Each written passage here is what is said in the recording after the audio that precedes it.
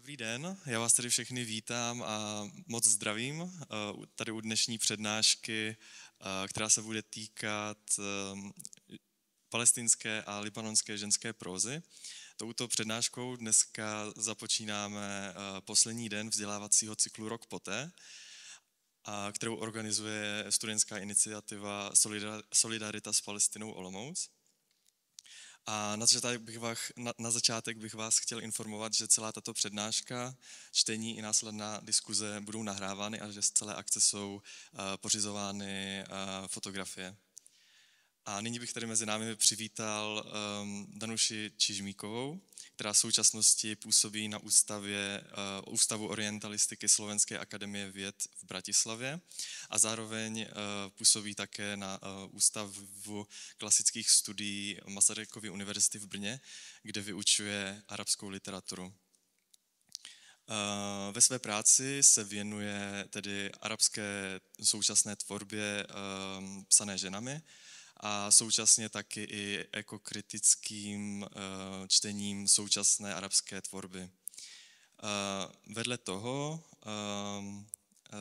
se zaobírá také vztahem interkulturní psychologie a literatury, či paměti a traumatu v literatuře.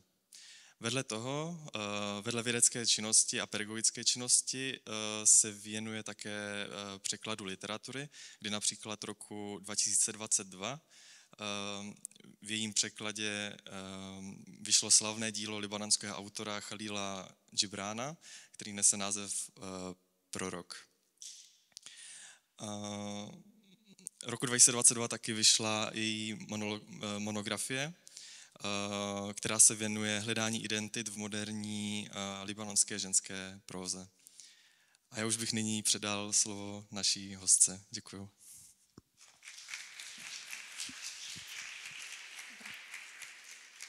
Ďakujem za privítanie. My sme sa vlastne zabudli dohodnúť, že či si môžem teda tuto sadnúť, toto je moje miesto. To sme si zabudli povedať pred začiatkom. Dobre, tak ja teda ďakujem za pozvanie v prvom rade študentskému kolektívu a som teda rada, že takéto podujatia sa konajú. Myslím si, že sú v dnešnej dobe veľmi potrebné. A zároveň vám chcem pochváliť tieto krásne priestory. Takže dúfam, že nám to bude spolu príjemne. Tak ja by som začala, vlastne tú prednášku som nazvala v podstate palestínska a libanonská ženská próza, pretože jednak kvôli tomu, že ten konflikt sa už vlastne rozšíril aj na Libanon a viac menej sú to krajiny, ktoré majú k sebe veľmi blízko, aj teda kultúrne. Samozrejme sú tam rozdiely, nemôžeme všetky arabské krajiny hádzať do jedného vreca, ale vlastne je to ten kultúrny okruh, ako máte Sýriu, Libanon, Palestínu, Jordánsko, čiže v podstate tomu sa potom aj ich jazykom, respektíve dialektom sa hovorí sýrsko-palestinské dialekty, takže ten okruh je to vlastne ako kultúrny a jazykový.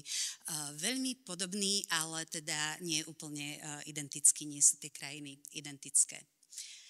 Čo sa týka predstavenia palestínskej literatúry, ja by som spomenula niekoľko teda hlavných postav, čo sa týka palestínskej literatúry a aj teda diela, ktoré boli preložené či už do slovenčiny alebo do češtiny, lebo našťastie si ešte stále vzájomne rozumieme a v podstate vieme teda čítať v oboch jazykoch.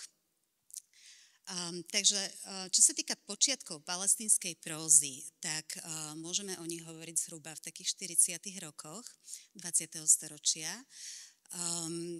Vlastne vtedy tie diela, ako nemôžeme si to hneď samozrejme predstaviť, že niekde vznikne nejaká literatúra, pretože pravdepodobne poznáte históriu arabského sveta, nebudem veľmi ako zachádzať do minulosti, ale samozrejme vlastne jednotlivé teda tie národné štáty sa osamostatnili a vznikli až proste po vojne a tým pádom preto o počiatkoch palestínskej literatúry hovoríme naozaj teda až v tých 40. rokoch, aspoň teda palestínskej prózy, poézia trošku ju predchádzala. Ako to už v arabských krajinách je zvykom, oni majú veľmi silnú tradíciu poetickú ešte proste z predislamského obdobia, keď vlastne kmene skladali básne alebo ódy. Takže čo sa týka tých začiatkov, to sú tie 40. roky a samozrejme literatúre chvíľku trvá, kým sa viac menej vycizeluje, vypracuje na určitú úroveň. A v tých 40. rokoch tá próza bola taká ešte dosť taká ako didaktická. Vlastne nebol tam dôraz na tú estetickú kvalitu zatiaľ, respektíve ešte možno na to nebol ako dostatočný, keď máte jednoducho veľmi veľa spisovateľov a veľmi veľa tvorivých duší, ktorí niečo píšu, tak samozrejme, než sa tá komunita trošku ustanoví a kým sa môžu naučiť jeden od druhého, tak to proste chvíľočku trvá. Takže tie 40. roky boli také, 40. roky boli také, no a potom, ako všetci vieme, tak v 48. roku vlastne vznikol štát Izrael a tým pádom aj tá literatúra začala samozrejme reagovať na vznik aj teda nového suseda a hlavne teda na zmenu celej situácie, aj teda územnej, aj politickej, aj spoločenskej, jednoducho celkovo musela sa jednoducho ani nie, že vyhraniť, musela sa vyjadriť v podstate ako k tomu, čo okolo seba vnímala. A takisto zmena postavenia Palestínčanov viac menej v podstate bola v tom čase veľmi markantná, aj teda veci, ktoré sa diali v súvislosti so samotným vznikom. Predtým bola Palestína vlastne súčasťou britskej mandátnej správy a teda ich situácia sa radikálne v tom čase zmenila.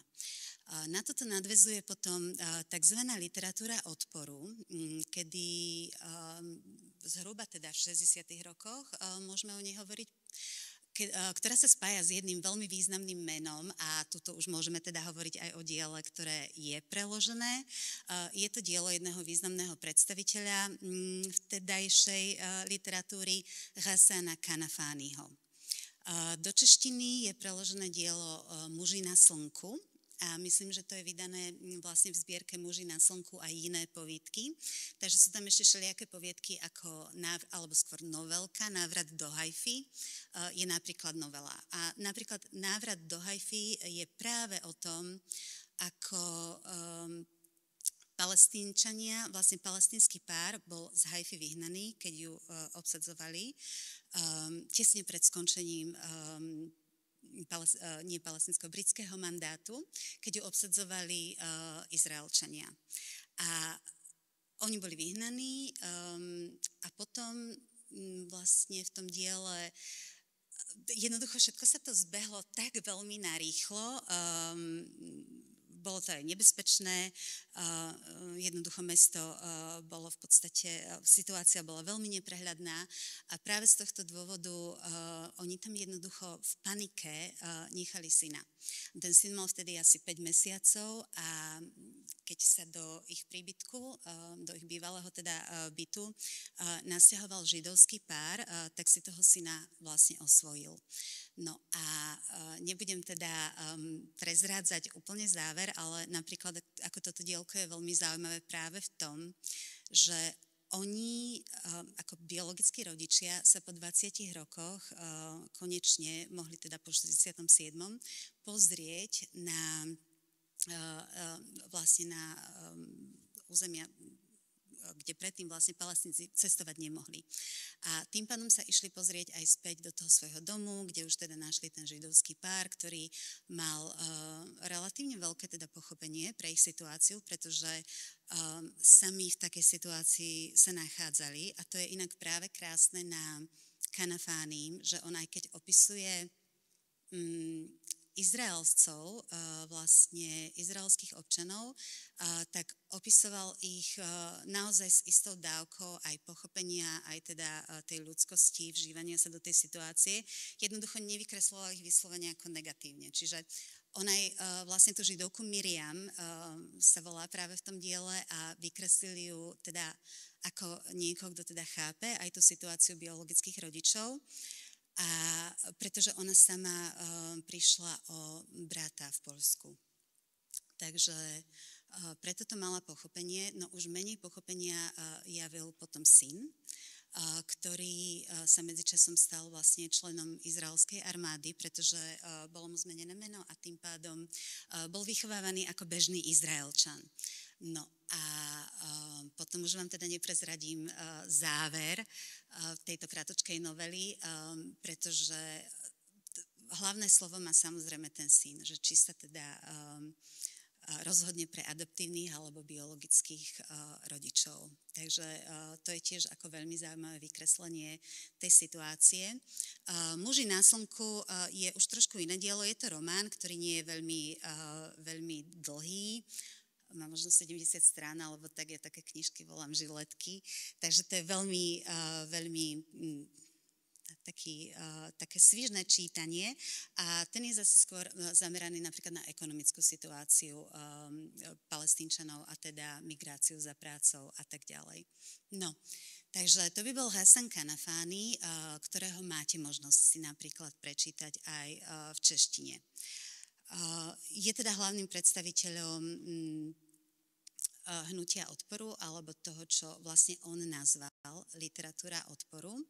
A ešte takým ďalším veľmi významným palestínskym spisovateľom, ktorý tiež je prekladaný aj do češtiny, aj do slovenčiny, je Mahmud Darvíš, to je ale básnik.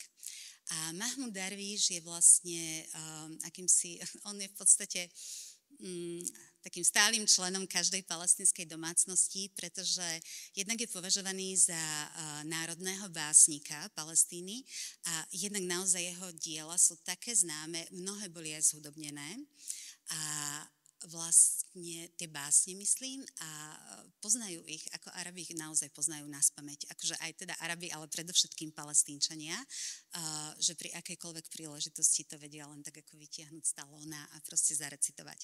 Takže oni naozaj tými slovami žijú, on ako keby tak kolektívne zosobnil ako celé to utrpenie, súženie, položenie Palestínčanov. A toto bola vlastne literatúra aj teda u Darvíša, aj u Kanafányho, ktorá mala trošku, ja to nechcem úplne nazvať agendou, ale keby sme si interpretovali tie diela, tak proste cítiť z nej ako taký politický potom, lebo to bolo proste v čase, keď aj Palestínčania boli vlastne vyhnaní z Jordánska, usadili sa na juhu Libanonu, čo vlastne je spojené aj s týmto súčasným konfliktom. A v podstate bolo to, snažili sa teda reagovať perom, hlavne teda Kanafányho zásada bola reagovať perom, ale zároveň bol proste aktivista a bol aj hovorcom hnutia za oslobodenie Palestíny.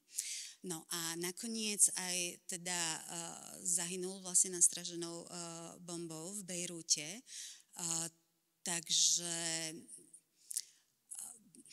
v tých dielách jedno z tých čítaní, aj keď nemusí byť správne a nie je rozšírené, on v podstate sa zamýšľa akože tak trošku nad tým, že či taký ten proste trošku možno pasívny boj, či v podstate naozaj prináša nejaký výsledok alebo nejaký efekt. Takže nie je tam úplne, že by teda nabádal Palestínčanov k ozbrojenému odporu, ale jednoducho, možno aj to dielo, čo som spomínala, ten návrat do Haify, keďže sa vlastne vlastný biologický syn Palestínčanov, aspoň teda ako je to zobrazené v diele, pridal do izraelskej armády, tak ono sa viac menej z tých Kanafányho niektorých diel ako naozaj zdá, ako keby tam bol trošku taký ako moment, že či tá pasivita nie je akoby až prílišná. No, takže toto by boli tie 60. roky.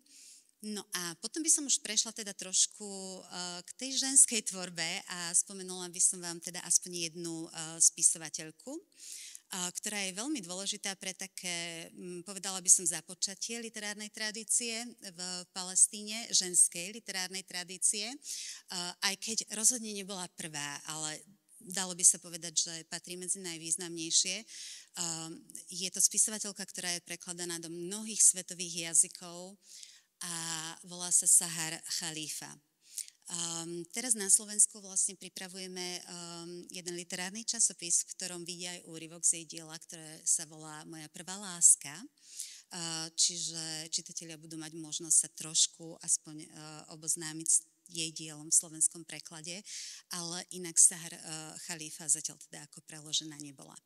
A ako hovorím, tak aj v tom palestínskom kontexte ona nie je vyslovene prvá.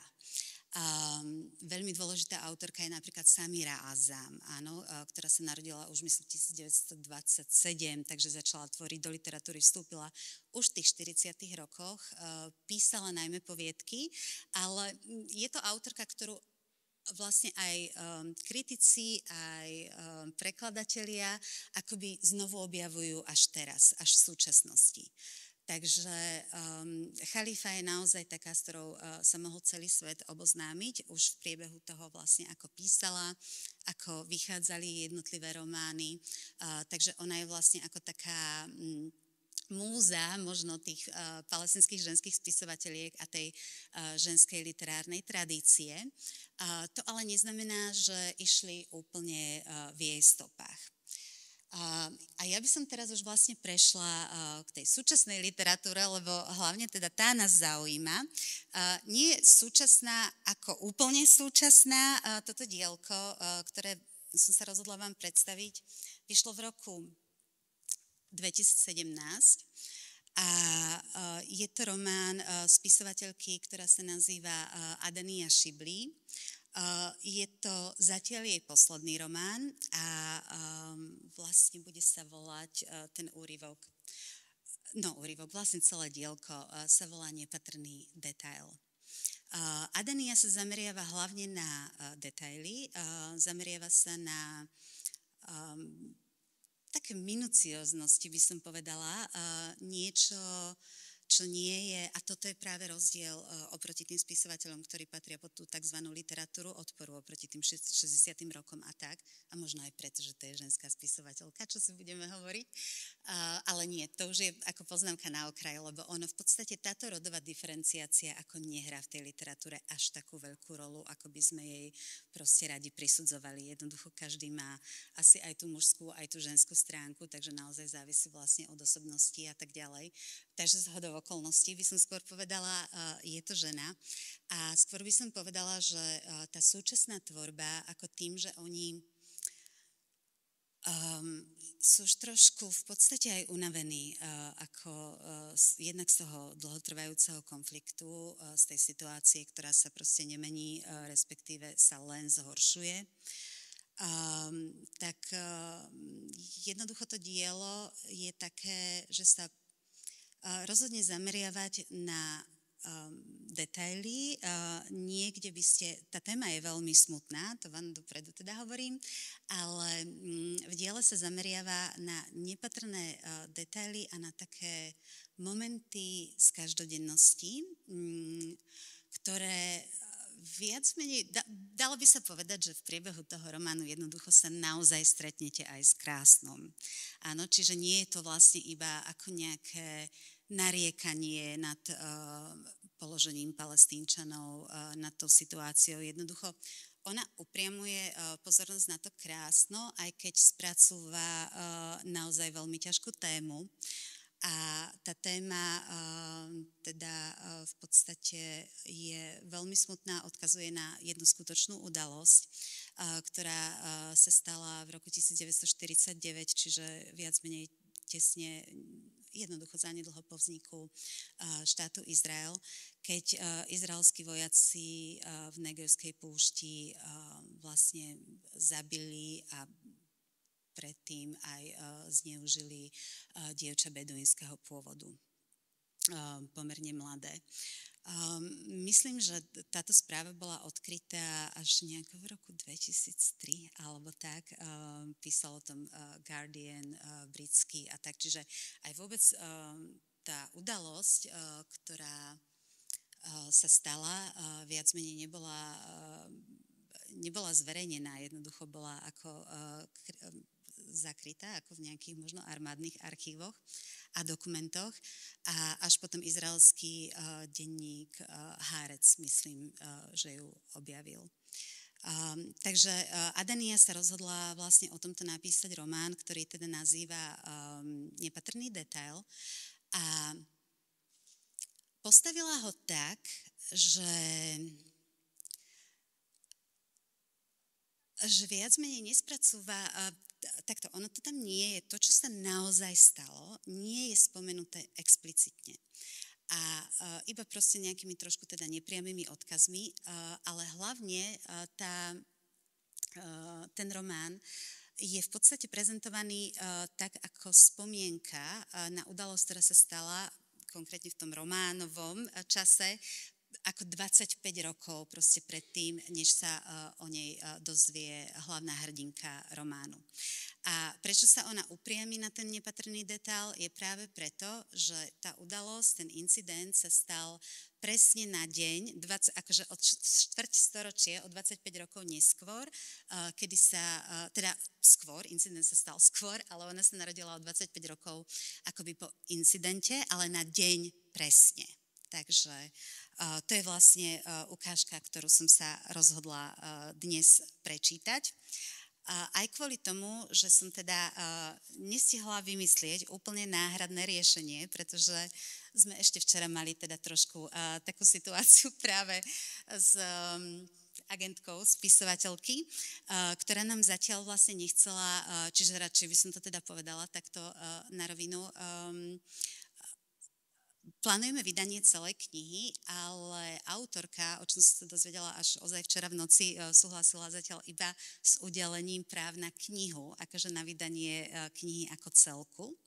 A v podstate zatiaľ nie na úryvok, ale už som mi potom včera v noci písala, takže už zase debatujeme odznova a už vyzerá teda, že sa ozvala aj svojej agentke, takže dúfam, že, alebo ako Arabi hovoria inšallah, sa to v podstate podarí jednoducho doriešiť, pretože tú ukážku tiež máme už sa zalamuje do inej publikácie. Takže tak práve spolu komunikujeme a zdá sa, že všetko bude v poriadku, pretože jednoducho práva ukážky sme sa im snažili vysvetliť, sú naviazané aj na vydanie románu, pretože keď sa vydáva román v preklade, tak tiež ho treba skrátka prezentovať a promovať. Takže takáto je situácia, radšej som to oznámila hneď a teraz vám teda prečítam úryvok o tej Adanie Šibli. Inak o Adanii by som ešte povedala, že napríklad, a toto je možno aj dôvod, prečo v podstate táto situácia ako vôbec nastala, pretože napríklad Adanii bola v roku 2023, vlastne minulý rok v októbri, udelená tzv. Literature Prize. A neviem, či ste úplne informovaní ako o tejto cene. Udeľuje sa na Frankfurtskom knižnom veľtrhu, čo je jeden vlastne z najväčších knižných veľtrhov na svetových, alebo teda minimálne v Európe. A jednoducho kvôli tomu, že ten konflikt začal, ako všetci vieme, znovu sa rozhorel 7. októbra, tak Adania si tú cenu v rámci toho knižného veľtrhu nemohla prevziať. Ako udelili ju jej, ale, a to je ešte vyslovene cena Liberatur, vlastne ako poukazuje na to liberation, oslobodenie, ale inak je to cena, ktorá sa každoročne udeľuje autorkám z tzv. Globálneho juhu. No a práve teda v tom minulom roku, za rok 2003, túto cenu získala Adania, ktorá si ju nemohla prevziať. Takže ono, ťažko povedať, možno proste takých odmietnutí zažila od toho 23. veľmi veľa. A možno práve teraz si tiež ona dáva v podstate pozor na to, že kde komu udeli práva, takže ono všetko je to, proste to sú také spojené nádoby, ale viac menej bohužiaľ to patrí aj k tomu konfliktu, takže som to radšej zmienila. Takže, ukážka. Hraníc a rôznych obmedzení je tu mnoho. Človek ich musí mať na zreteli a vedieť medzi nimi manévrovať. Ich prekročenie by totiž malo neblahé následky. Táto obozretnosť dáva ľuďom pocit pokoja navzdory všetkému ostatnému. Nájdu sa takí, čo bravúrne ovládajú, ako sa v týchto medziach pohybovať a nikdy ich pritom neprekročiť, no tých je len zopár a ja medzi nich nepatrím. Ako náhle vidím hraničnú čiaru, buď sa ženiem priamo k nej a rovno ju preskočím, alebo sa k nej prikradnem a nenápadne ju prekročím. Ani jedno z toho nerobím vedomé, ba ani netúžim cieľene narúšať hranice. Vedie ma skôr obyčajná hlúposť. Totiž, hneď ako nejakú prekročím, som celá bez seba od úzkosti. Z mojej strany ide jednoducho o istú neohrabanosť. Keď som si uvedomila, že každý môj pokus o rešpektovanie hraníc zlyháva, rozhodla som sa čo najviac času tráviť medzi múrmi svojho domu. A keďže má veľa okien, cez ktoré ma susedia a ich deti môžu poľahky uzrieť a prichytiť ma, ako prekračujem hranice ešte aj vo vlastnom dome, zavesila som záclony, hoci ich prirodzene občas zabudnem zastrieť. Tak či onak, keďže som v dome vždy sama, sedávam pri svojom stole, nikdy nie inde, a to je tak všetko, pričom ma ľudia zvonku môžu uvidieť. Zašlo to až tak ďaleko, že keď sa pár dní takto neukážem, susedov prostredný syn sa mi zverí, že ma už dlho nevidel sedieť ráno za stolom a pracovať. Áno, tak je. Pri svojom dlhom rannom vysedávaní za stolom pod oknom sa vyhováram na robotu. Zvyčajne robím, než idem do svojej novej práce, ktorá pre mňa navždy zostane nová, hoci netuším, kedy by sa moje nové zamestnanie malo jednoducho stať len zamestnaním. Často pracujem neskoro do noci, čím tromfnem ešte aj nočného strážnika. Je to preto, že často prichádzam na začiatok svojej zmeny neskoro, kvôli tomu zavíjajúcemu psisku na protiľahlom kopci, čo ma v noci budieva. Zaspať sa mi podarí až nad ránom a tak neskoro vstávam a potom meškám do práce. A keď sa nič takéto neprihodí, tak ostanem doma až do neskorých ranných hodín, vysedávam za stolom a pracujem. Ale na čom vlastne? Keď sa to tak vezme, nepopieram, že sa môže zdať, že preháňam, ale to zase súvisí s problémom, ktorý som už spomínala. A síce s tým, že nerozoznávam hranice, dokonca ani tie racionálne hranice, a preto niekedy na rozdiel od väčšiny ostatných reagujem neprimerane. Raz prehnane, inokedy nedostatočne. Keď napríklad vojenská hliadka zastaví mikrobus, ktorým chodievam do novej práce, a prvé, čo sa zjaví vo dverách, je hlaveň pušky, zajakavým hlasom požiadam vojaka. Väčšinou asi zo strachu, aby ju zložil, keď so mnou hovorí, alebo keď chce vidieť môj doklad totožnosti. Vtedy si vojak začne uťahovať z môjho zajakávania sa a ostatní cestujúci v mojom okolí začnú hundrať kvôli mojej prehnanej reakcii. Netreba predsa prilievať oheň do ohňa. Olej do ohňa. Veď na nás nejdú strieľať. A keby aj, nič proti tomu nezmôžem, iba čo docielim presný opak. Ja si to, samozrejme, všetko uvedomujem. Nie len v tej chvíli, ale ešte hodiny, dni, ba aj roky potom. To je len jeden príklad za všetky. No rovnako sa správam v mnohých iných situáciách, napríklad keď si mám niečo vyzliecť počas bezpečnostnej prehliadky na checkpointe, alebo keď sa predavača zeleniny na trhu v Ramalláhu, ktorý býva v piatky zatvorený, nevinne opýtam, prečo si za vednúcu hlávku šalátu pýta trojnásobok bežnej ceny. Keďže podobné situácie neviem racionálne vyhodnotiť, majú na mňa zdrvujúci dopad. Trasie ma a nechám sa natoľko vyviesť z miery, že už ani nedokážem posúdiť, čo je a čo nie je dovolené, a tak sa dopúšťam čoraz horších prešľapov.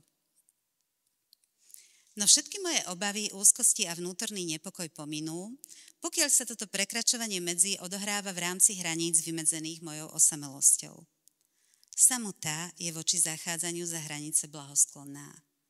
Len vďaka nej a vďaka ránám, keď som v osamení sedávala za stolom, na niečom pracujúc, som odhalila, ako to naozaj je. Mimochodom, Dúfam, že som nikoho neuviedla do rozpakov, keď som spomenula tú príhodu s vojakom. Alebo checkpoint, či keď prezradím, že tu žijeme pod okupáciou. Streľba a sirény vojenských vozidiel, občasne prerývané hlukom helikoptér, vojnových lietadiel a bombardovania, ktoré nasleduje kvílenie sanitiek, všetok ten hluk nie len, že prichádza ešte pred mimoriadnym spravodajstvom, ale teraz navyše súperí o svoje miesto vo vesmírnej kakofónii s tým brešúcim psiskom. Trvá to už tak dlho, že dnes sotva nájdete živú dušu, čo sa vie rozpamätať na všetky detaily toho, ako sa žilo predtým, spomenúť si na tie drobnôstky, ako napríklad na vednúcu hlavku šalátu na zatvorenom zeleninovom trhu. Takže, keď som raz ráno v novinách narazila na článok o tom incidente, nešlo prirodzene o incident samotný, čo mi zrazu nedal spávať. Také veci nie sú ničím výnimočným, respektíve v kontexte a prostredí, ako je toto, sa proste stávajú. V skutočnosti k ním dochádza tak často, že som im nikdy nevenovala prílišnú pozornosť.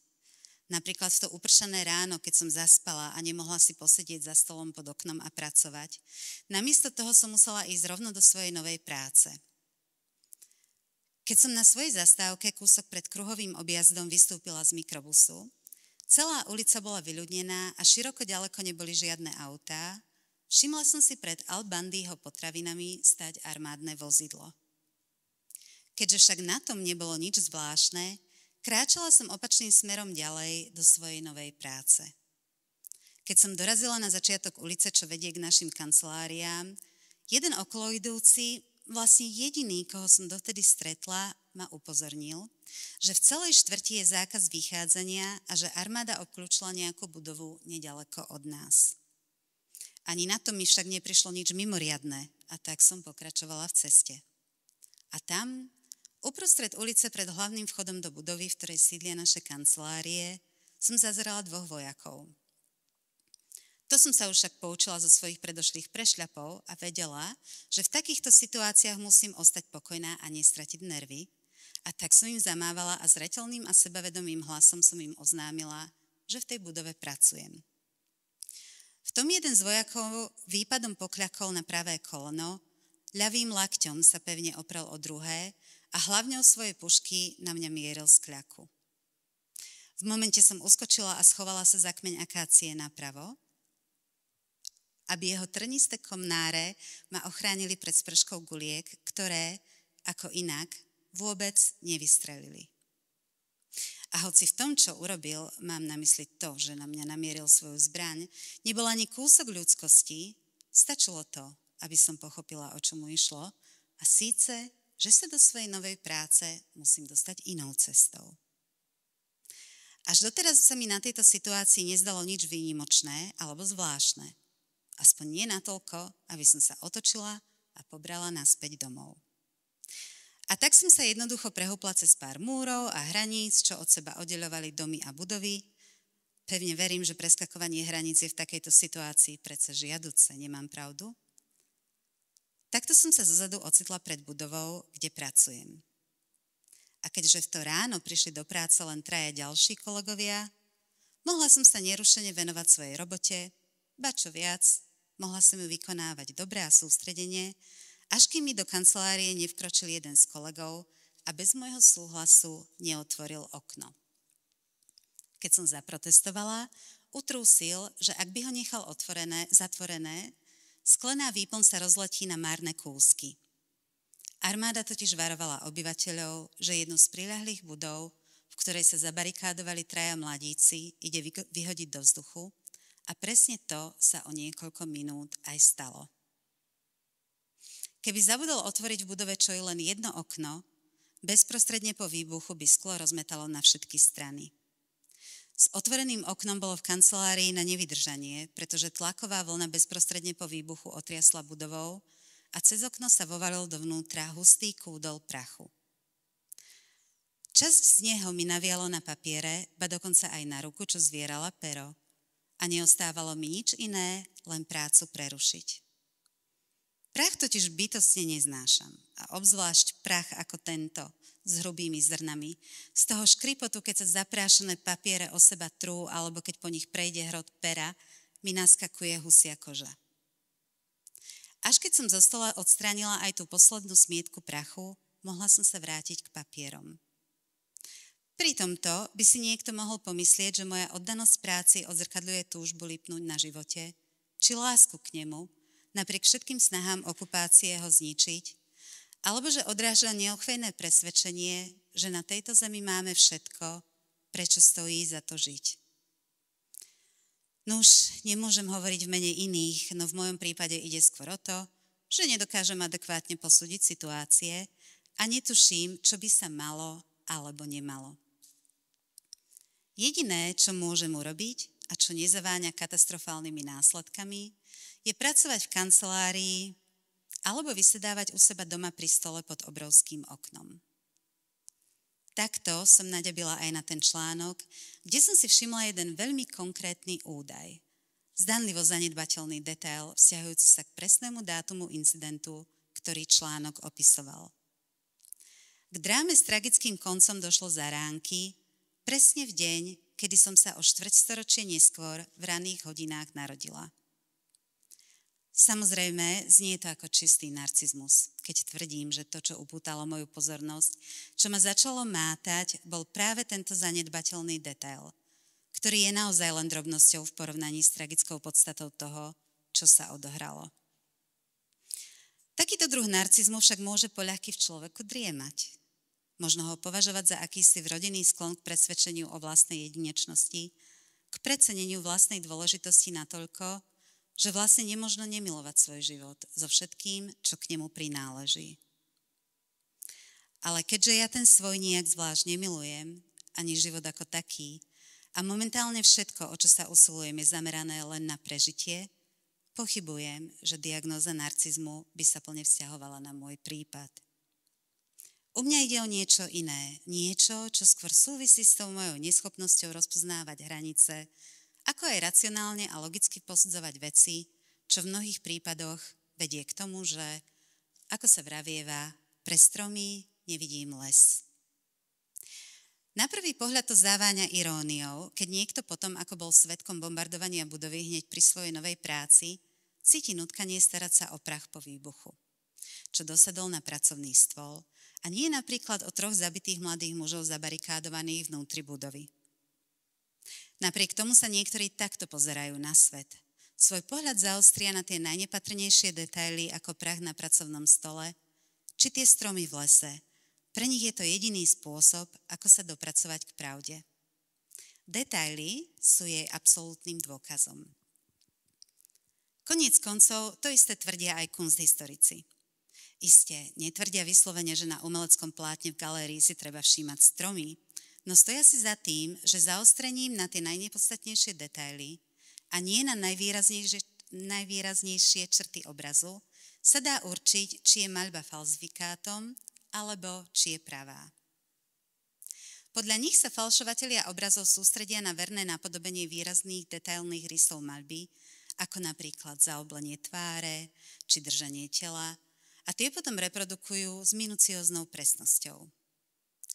Zriedka kedy však venujú pozornosť miniatúrnym okrajovým detailom, ako sú ušné laloky, nechty na rukách či chodidlách, a práve toto je kameňom úrazu.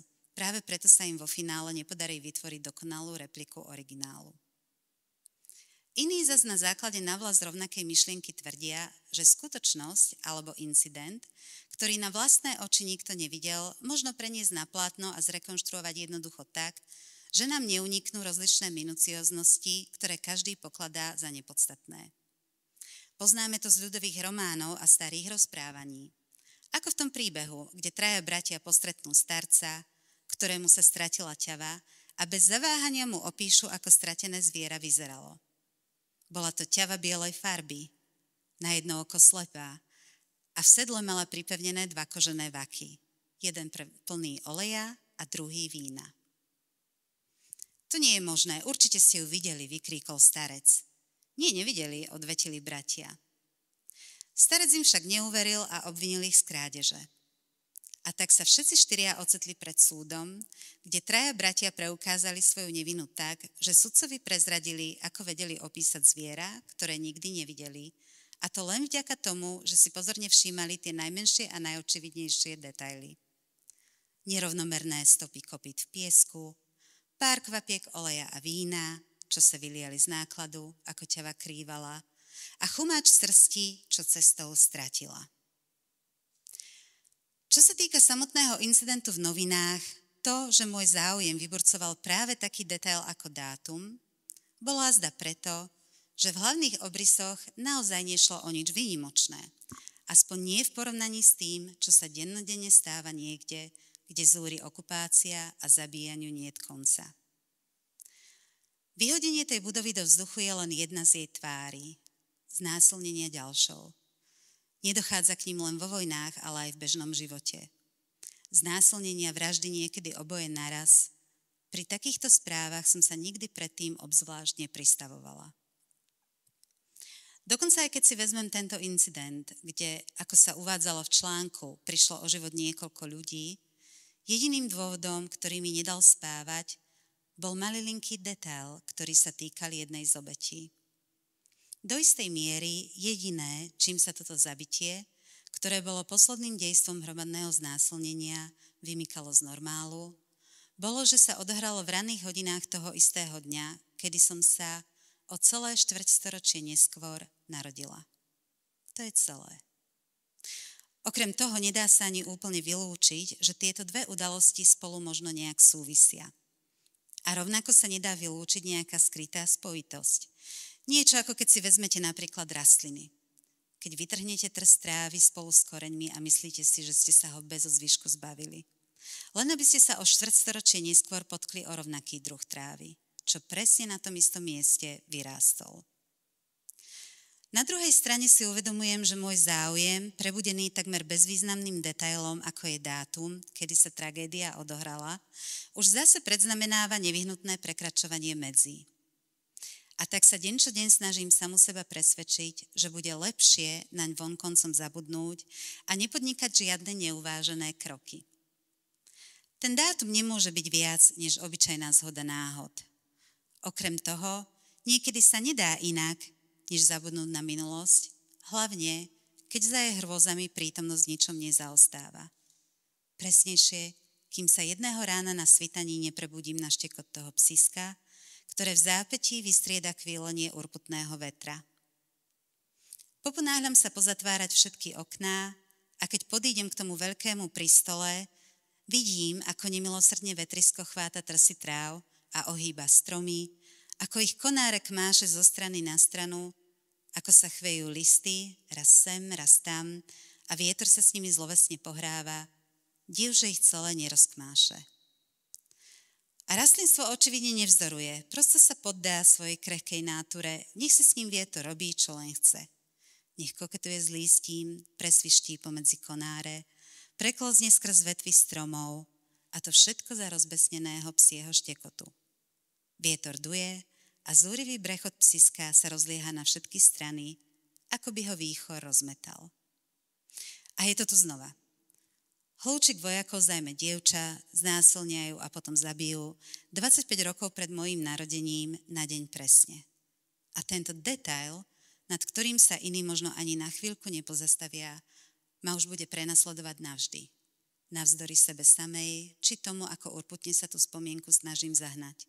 Jej pravdivosť ma neprestane mátať, čo je dané tým, aká som citlivá a krehká, taká krehká ako tie stromy za okennými tabuľami. Možno vlastne nie je nič dôležitejšie než tento nepatrný detail, pokiaľ niekto chce zistiť celú pravdu.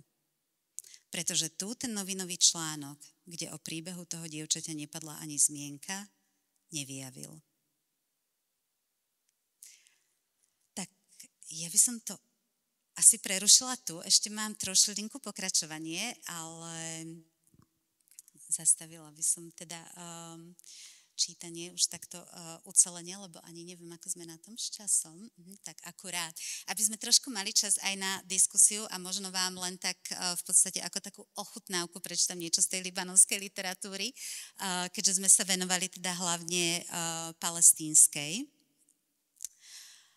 Čo sa týka vlastne tohto príbehu, teraz tým, že ho už nečítam teda prvýkrát, som sa práve zamýšľala nad tým obsahom ešte viac, lebo aj keď tam vlastne píše tie drobnosti, preto tá literatúra takto v arabskom svete, ešte by som trošku na chvíľku odbočila, v arabskom svete tá literatúra je proste niekedy vernejšia ako tie médiá. Taktiež rozmýšľam, že či teda len v arabskom svete, ale teda hlavne v arabskom svete. Pretože v podstate tí autori, jednoducho literatúra podlieha cenzúre, v arabskom svete teda veľmi. Nie však vo všetkých krajinách, napríklad oficiálne v mnohých krajinách, vrátane teda Egypta, Libanonu. Libanon je jedna z publikačne najliberálnejších vlastne krajín.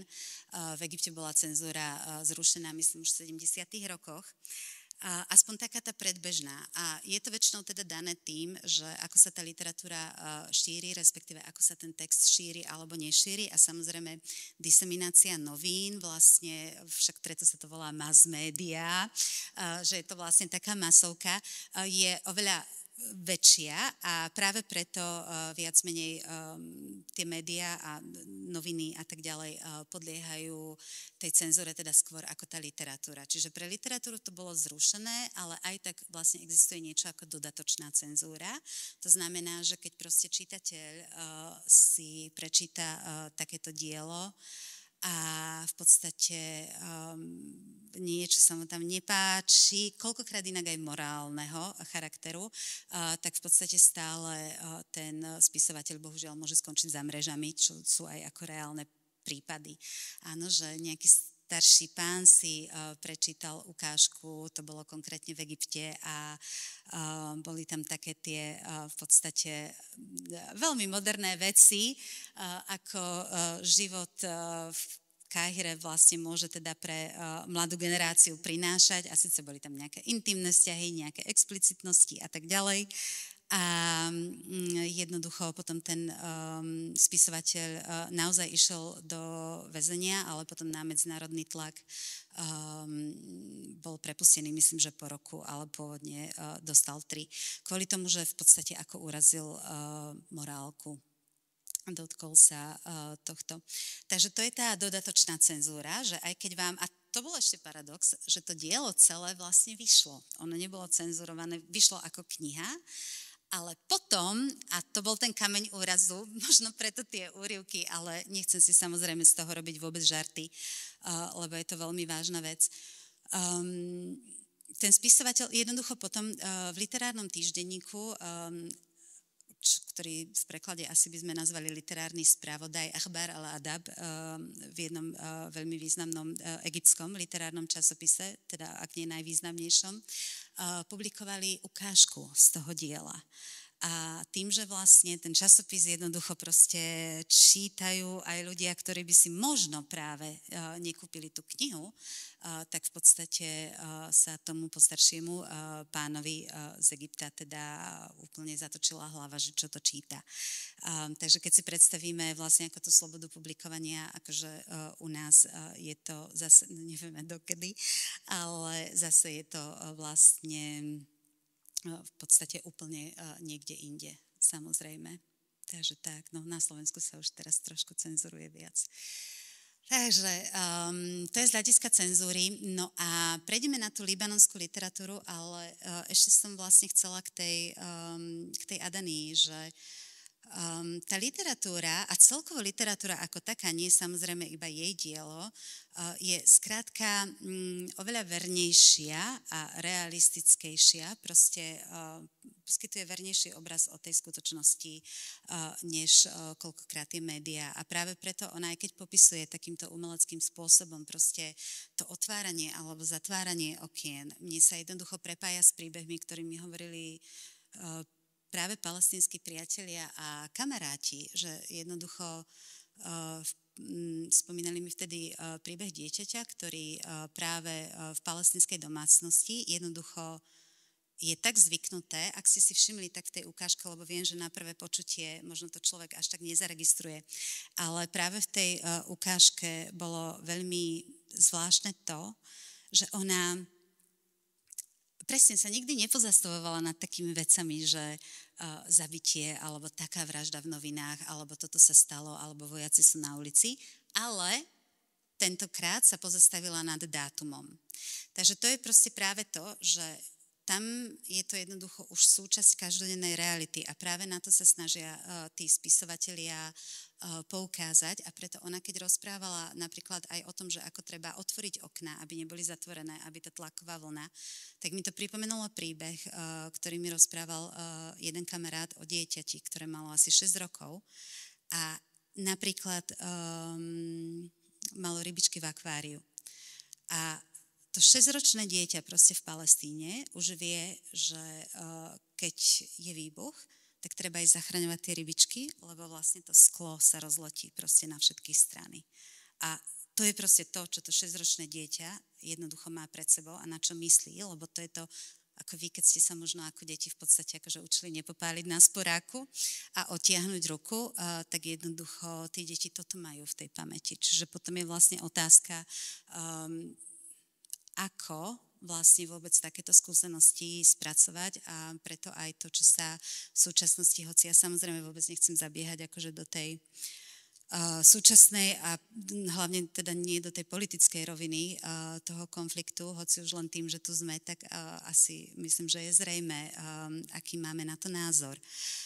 Ale práve preto je veľmi desivé, čo sa deje teraz, pretože ešte aj tieto akoby maličké, drobné udalosti, ktoré sú súčasťou toho každodenného života v tých tzv. Mierových časoch, jednoducho to obyvateľstvo ovplyvňujú veľmi veľa.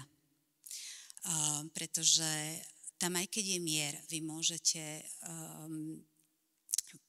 ísť, dajme tomu, do nemocnice, či už proste s infarktom, alebo s nejakou ako akutnou príhodou, a vojaci vás nepustia prekročiť checkpoint.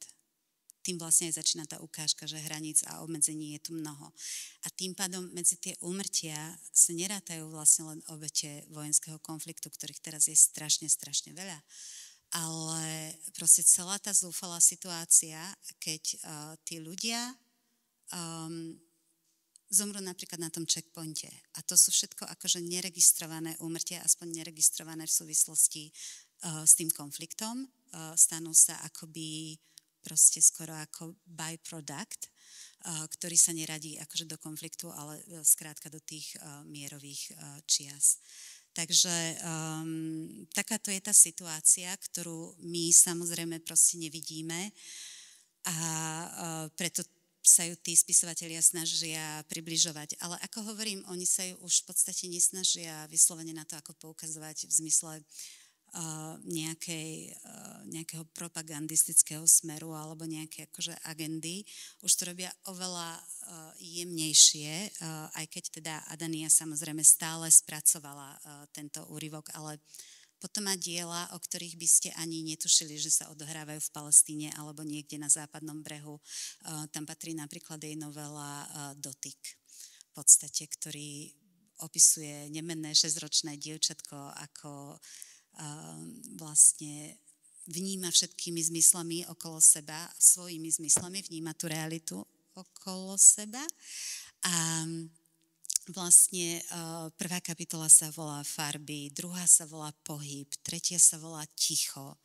A tým pádom vlastne ponúka vizuálne scény, ale tie vizuálne scény sa týkajú nejakého smutočného obradu alebo šiat a Coca-Coly a sanitky a tak ďalej.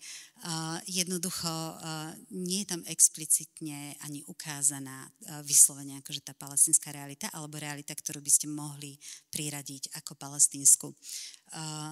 Takže snaží sa písať univerzálnejšie a myslím, že je to aj istá katarzia aj pre tých spisovateľov, že jednoducho takú tragickú podstatu toho konfliktu a aj vôbec tú realitu popisuje viac menej prostriedkami, ktoré sú v príkrom rozpore s tou realitou samotnou, by som povedala. Najmä, čo sa týka tej novely, že farby a ticho a podobne. Áno, toto je samozrejme už trošku explicitnejšie, konkrétne toto dielo, ktoré som čítala, ale potom je napríklad dielo takisto Adaníne.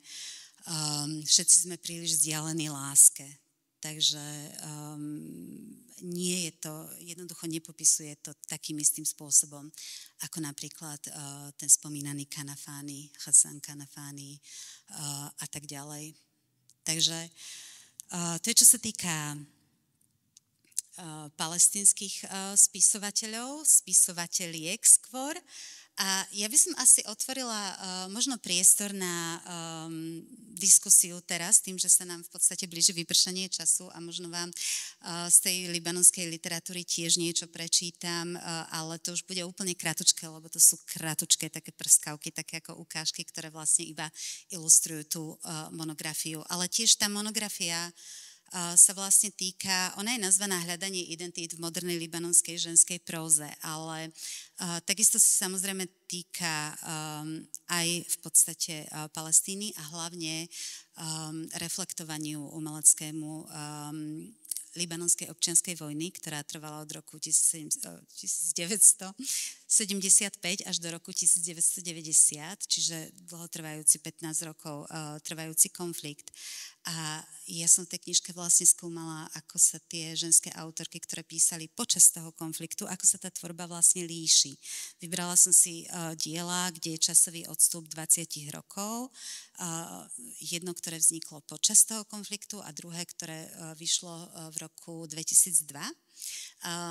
Takže ako to vlastne vnímajú po tom ukončení. Ale jednoducho aj tie libanonské diela, ktoré sú venované libanonskej občianskej vojne, tak reflektujú tú skúsenosť, ktorú má tá libanonská spoločnosť, aj teda s palestinským obyvateľstvom usadeným na juhu, aj čo sa týka vzťahu Libanončanov a Palestínčanov a podobne, tak to by sme si potom tiež mohli prečítať.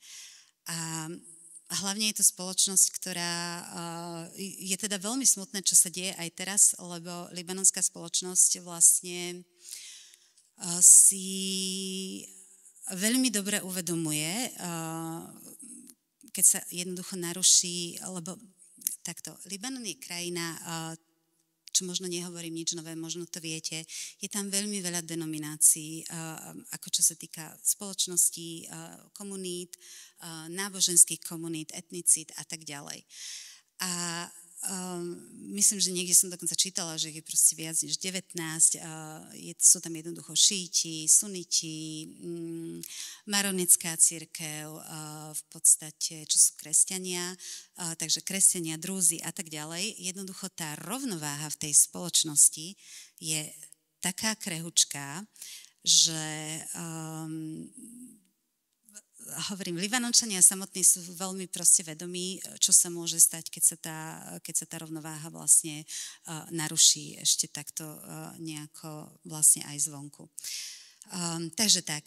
Tak hovorím, že napriek tomu, že táto knižka, teda tá monografia je venovaná starším dielam, ako vie veľa povedať vlastne aj o súčasnosti, respektíve opísať tú spoločnosť, respektíve aj prístup ženských autoriek, keď ju spracovávajú. Tak možno si na záver prečítame jednu, dve veľmi krátke ukážky, tie tzv. Prskavky, ale teraz už nechám teda priestor na diskusiu a na vaše otázky. Takže ďakujem za pozornosť a nech sa páči, pýtajte sa.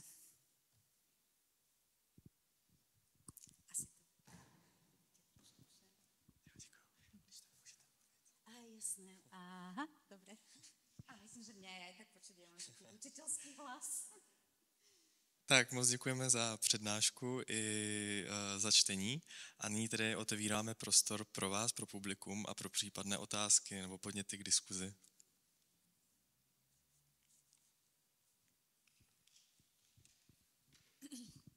Dobrý den, moc děkuji za tu přednášku, hrozně zajímavé a hodně silné. A chtěla jsem se zeptat, jakoby,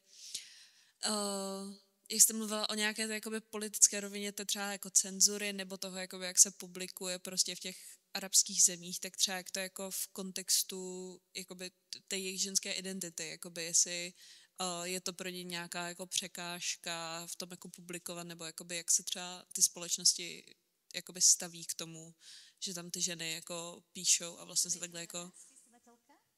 Pardon? Že je to žena? Jo, tak. Tak konkrétne, pokiaľ by sme rozprávali o... Aha, vlastne, je ma počuť trošku lepšie, alebo to nemám zapnuté? Možno. Vám to môžu podať zpátky. Aha, ďakujem krásne. Možno ten môj hlas predsa len nie je na takéto priestory, lebo väčšinou proste dosť veľké triedy prekričím, ale tak toto je úplne iná akustika.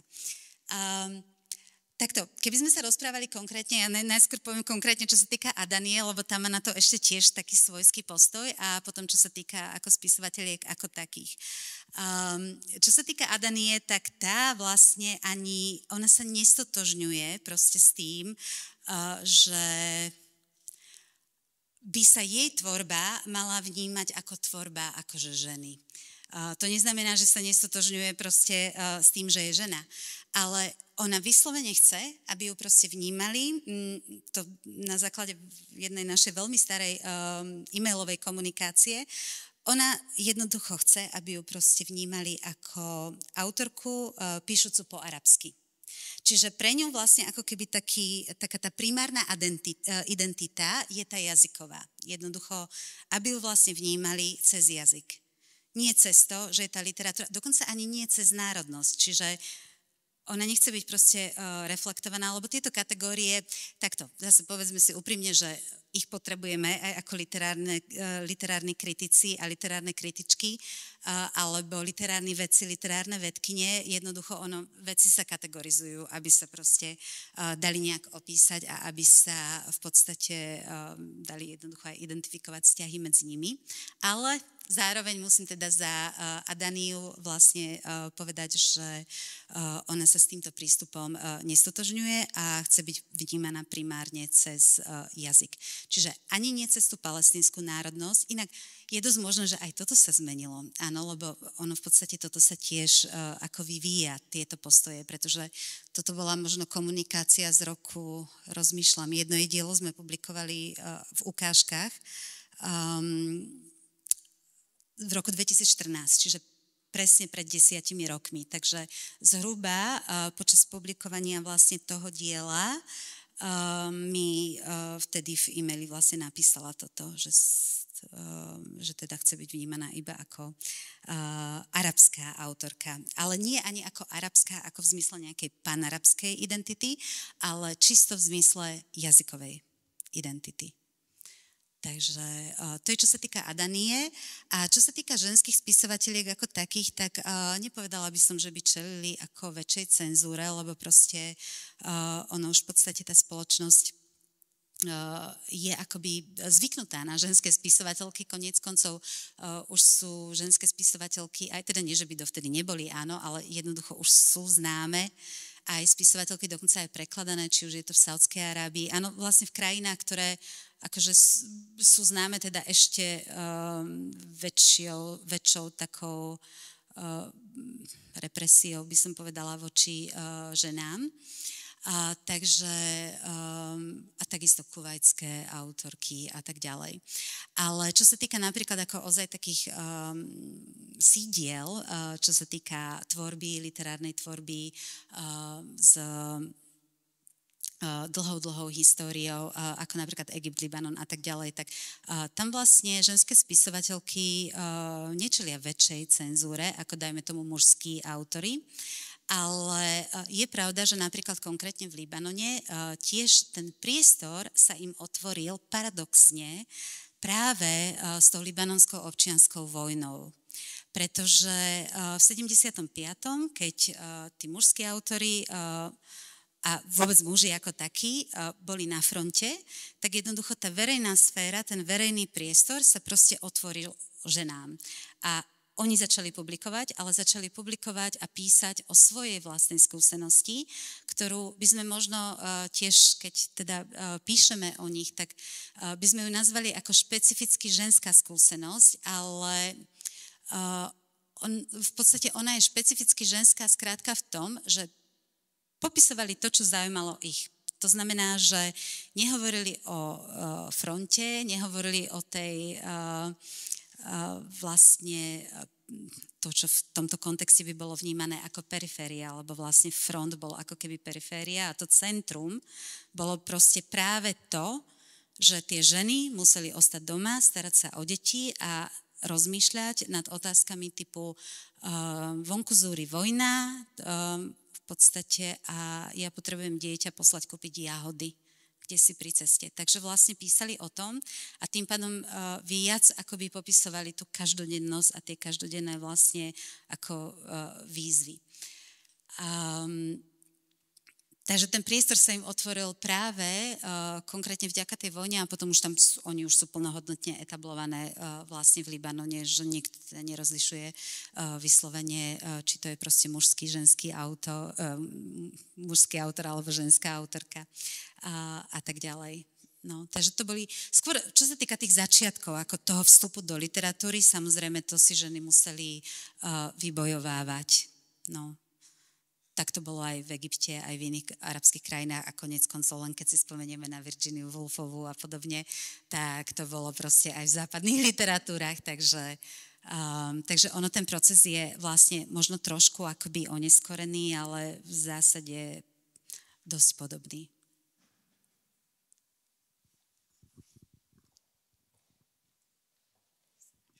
Tak děkujeme za otázku a měl by tady ještě někdo z vás nějaký další dotaz nebo nějaký podnět, poznámku?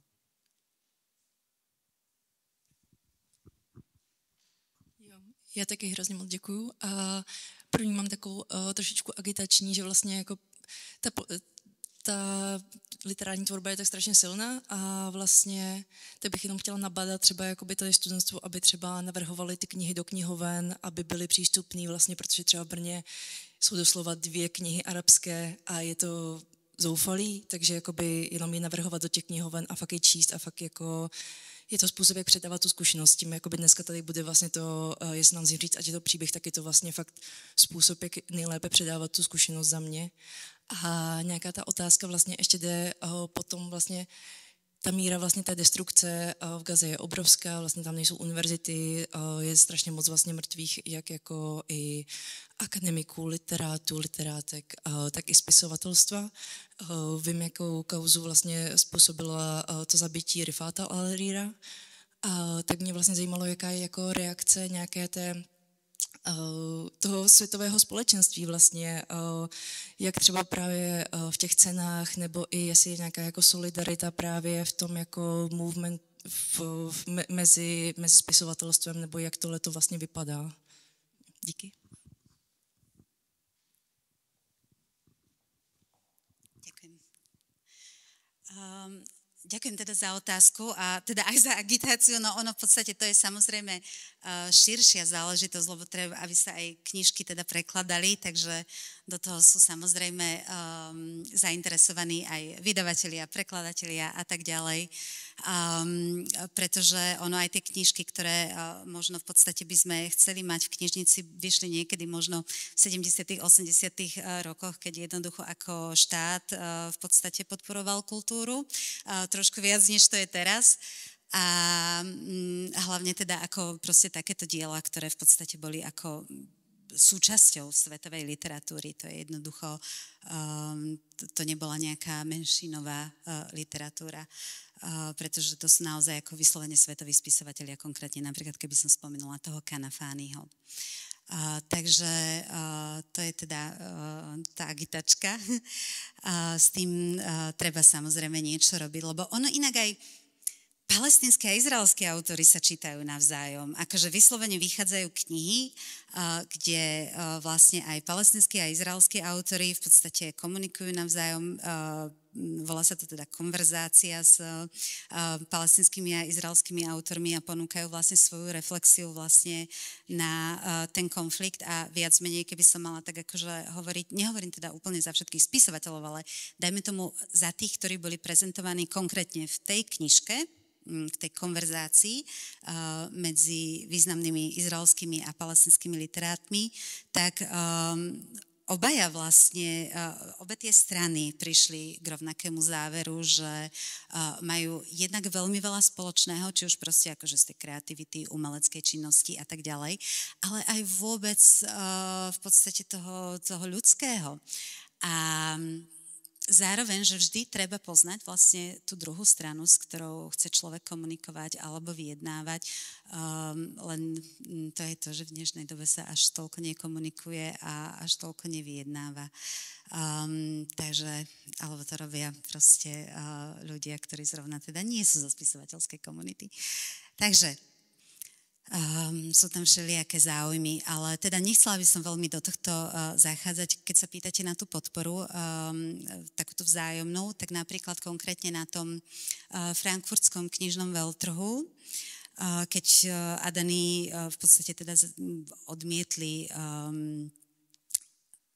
dať tú cenu, teda umožniť prevzatie tej ceny, ktorá mala byť súčasťou toho frankfurtského knižného veľtrhu, tak okamžite spisovatelia z iných krajín, iných národov, ktorí tam mali vlastne čítačky, zorganizovali čítanie práve akože jej diela, ukážky z jej diela.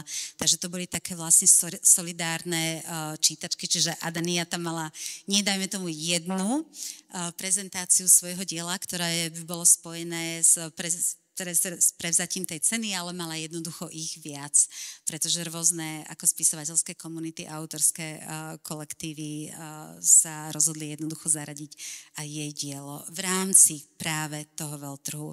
A potom, no a samozrejme, akože písali listy, to jasné, to sa akože deje vždy. Vždy sa vlastne z profesionálnych spoločenstiev kolegovia ako ozývajú a celkovo aj v prípade akademikov, ktorí vlastne tiež častokrát, ak sú proste palestinského pôvodu, alebo dokonca teraz nedávno myslím práve v Spojenom kráľovstve bol prípad izraelského akademika, ktorý bol jednoducho obvinený z terorizmu len kvôli tomu, že mal proste ako iný názor. Takže ono v podstate, či už teda sú to Palestínčania, alebo aj samotní Izraelci, lebo samozrejme ono ten názor tiež nie je úplne homogénny a jednoliatý. Takže solidarita tam určite je a aj vzájomná solidarita medzi stranami, ktoré sú v súčasnosti v konflikte. No.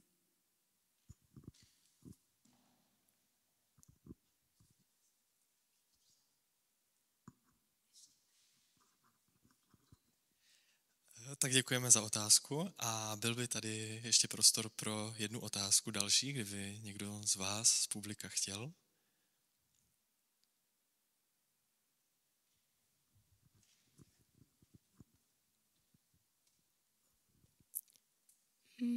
Chtěla bych se zeptat, jestli vnímáte, že palestinská a libanonská literatura překládána do češtiny a slovenštiny kvalitně a co nejpřesněji, jestli to tak vnímáte, že to tak je.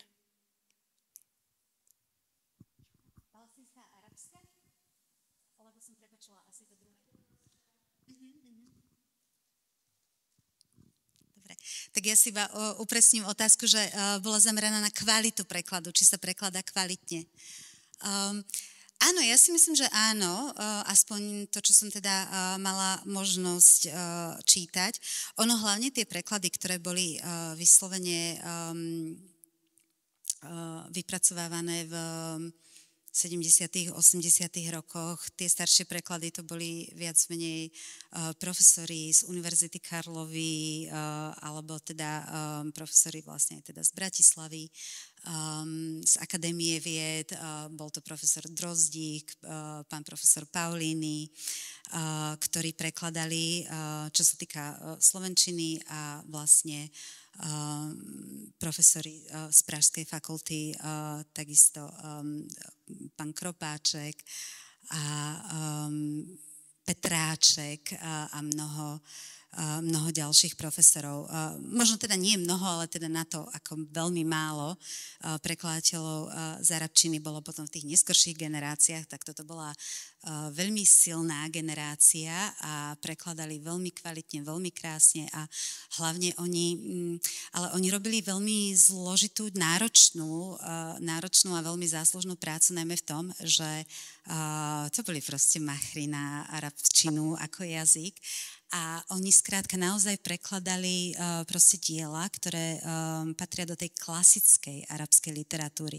Čiže oni ani nie sú písané tým ako moderným súčasným jazykom, ktorý my teraz vyučujeme, lebo moderná spísaná arabčina, viac menej môžeme o nej hovoriť proste zhruba od toho 19. storočia sa začala formovať. A predtým bolo to obdobie tzv. Klasickej literatúry, ktorá ešte vychádza vlastne z jazyka, ktorý napríklad poznáme aj teda z Koránu, ako vlastne jazyk klasickej literatúry, lebo Korán samozrejme z toho nášho pohľadu je významnou literárnou pamiatkou. Ale ten jazyk je jednoducho tak náročný ako jazyk klasickej literatúry, že to prekladanie a jedna nie je žiadna sranda, vyžaduje si naozaj velikánsku erudíciu, veľké úsilie a aj veľmi veľa času. A toto už v dnešnej rýchlej dobe v podstate, kto vie, či by aj čitatelia mali ako záujem to čítať, takže proste taká klasická literatúra, že by sa teraz prekladala, tak to vôbec nemôžeme povedať. Takže títo profesori, či už teda zo Slovenska alebo z Čiech urobili obrovský kus práce v tom, že teda sprístupnili tie základné diela arabskej literatúry, ako je napríklad práve aj tá predislamská poézia, že máme vlastne ódy zo starej Arábie, keď ešte vlastne ešte pred Mohamedovou činnosťou, áno, myslím proroka Mohameda, tak vlastne ódy máme preložené aj teda v češtine, aj v slovenčine, vyšlo niekoľko proste zbierok, básnici, poušte a žrebci poezie a džbán, žízne a podobné. Takže vlastne tá stará literatúra bola prekladaná a bola prekladaná potom aj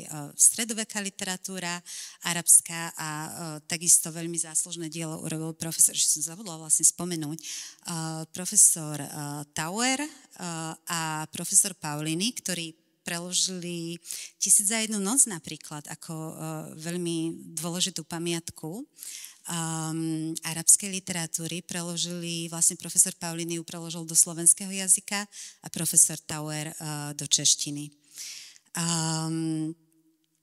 Myslím, že preklad profesora Tauera, ja si už teraz nepamätám presné roky, ale určite bol proste možno o 30 rokov skôr, alebo proste tak nejako jednoducho oveľa skôr, než preklad profesora Pauliniho. Ale obaja prekladali z originálu, totiž toto vydanie 1001 noci, ono má... My si to tak predstavujeme, väčšinou to poznáme, ja teda neviem, že či vy poznáte 1001 noc, ako v podstate trošku predsa len ako pozerám, že mladšia generácia, ale máme tu aj zástupcov trošku starších generácií. Totiž to 1001 noc, ja si pamätám, lebo keď sa študentov opýtam, tak oni napríklad akože nepoznajú 1001 noc. Ja si pamätám, že napríklad ako dieťa, keď som ešte ani netušila, že sa budem venovať arabskej literatúre, tak proste boli také tie verzie pre deti. Také tie zjednodušené, skrátené verzie 1001 noci určené deťom, ale 1001 noc proste nie je žiadna detská literatúra, je to vyslovene akože literatúra proste plná násilia a plná sexuálnych záležitostí a tak ďalej. Takže je to proste 44 000 stranový kolos, vlastne rukopis má zhruba 4 000 strán. A viem, že napríklad profesor Paulini konkrétne to prekladal z tzv. Kalkatského rukopisu, z druhého kalkatského vydania, aj keď opieral sa aj o iné a porovnával aj s inými, pretože v Kalkate vtedy bola samozrejme ako misionárska činnosť, to boli jednoducho tie časy, keď sa vynašla knih tlač a v Kalkate mali misionári jednoducho stroj, tlačiarenský stroj s arabskými typmi. Takže mohli, samozrejme bolo to kvôli prekladom Biblie, hej, do arabčiny, ale tým pádom mohli vlastne tlačiť akože tieto diela v podstate, lebo mali na to jednoducho tie tlačiarenské typy.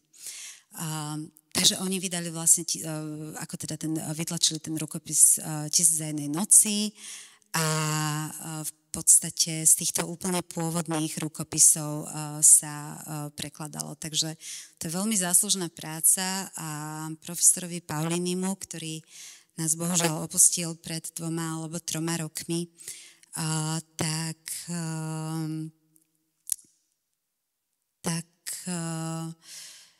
to trvalo skoro 30 rokov vlastne preložiť ten rukopis ako kompletný, ktorý potom vyšiel ako teda ozaj reprezentatívne a 8-zväzková séria, aj veľmi reprezentatívne teda vytlačená a tak, že do knižníc slovenských, aby sme sa oboznámili s príbehmi Šahrazad. Takže tak, no a v češtine vyšlo dielo profesora Tauera. Ale hovorím, že to bolo oveľa skôr, neviem, či to boli, aby som neklamala, tak, ale asi 70. roky, mám taký pocit. 70. 80. možno. Takže tak tie preklady sú kvalitné a teraz samozrejme, no hovorím, že žijeme v rýchlej dobe, veľa vecí sa aj deje veľmi rýchlo, zmenila sa aj samozrejme publikačná politika, takže vlastne čitatelia, prekladatelia, vydavatelia, vlastne všetky tieto stránky vlastne toho trojuholníka proste neviem, či by našli aj tú trpezlivosť, aj vôbec ten záujem o tú starú klasickú arabskú literatúru, alebo dajme tomu stredoveku. Takže za toto ozaj musíme byť vďační tejto generácii pánov profesorov, že to tu máme a že to už proste naše generácie, dajme tomu, nemusia prekladať, ale stále sa z toho môžeme tešiť. A vlastne sa v súčasnosti teda už by som povedala, naša generácia snaží prekladať súčasnú arabskú tvorbu, lebo ono aj ten vývoj ide veľmi, veľmi rýchlo. Takže tak. A už budeme musieť asi, že... Tak moc děkujeme za dotaz. A tato přednáška už se bohužel nachýlila ke konci, byť by si určitě zasloužila mnohem delší čas. A moc děkujeme za vaši účast i za vaši přednášku i čtení. Děkujeme samozřejmě i posluchačstvu za otázky, podněty a připomínky i agitaci. A zároveň vás zvu na další program, kdy za malý okamžik se představí hostka Tereza Langrová a její Voxpot reportáž Izrael anexe západního břehu.